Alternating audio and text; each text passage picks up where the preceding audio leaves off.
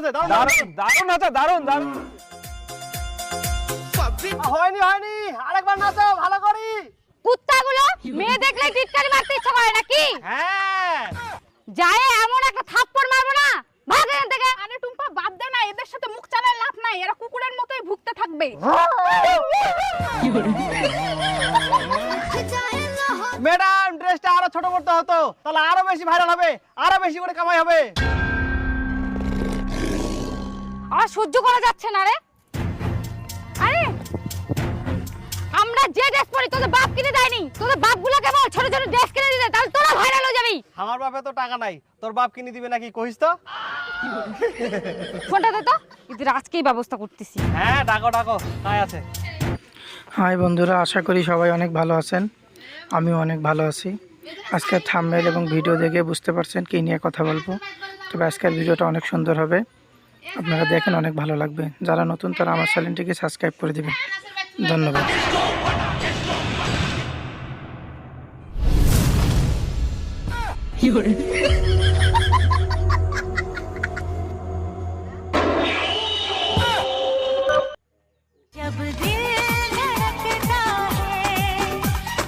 কি ভাস্তা?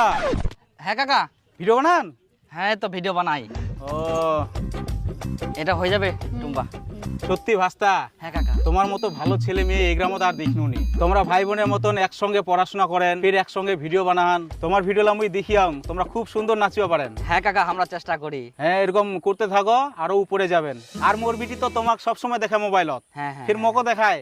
তোমার ভিডিওটা দেখি না, মোক খুব ভালো লাগে। আর ভাস্তা, তোমার আর একটা জিনিস খুব ভালো, সেটা হচ্ছে তোমার পোশাক। অনেকে তো ভিডিও বানায়, মোবাইল খুললেই দেখা যায় ছোটখাটো জামা কাপড় পরিহনে অশ্লীল ভাবে নাচানাচি করে। ছেলে মেয়েগুলা তো করে, তার সঙ্গে বিবাহিত মহিলাগুলা এমন ভাবে শরীর প্রদর্শন করে যেটা বাচ্চা কাচ্চার সামনে দেখাই যায়নি। হ্যাঁ কাকা, ওরকম তো ছে অনেক। কিন্তু এই জিনিসটাই তোমার মধ্যে নাই।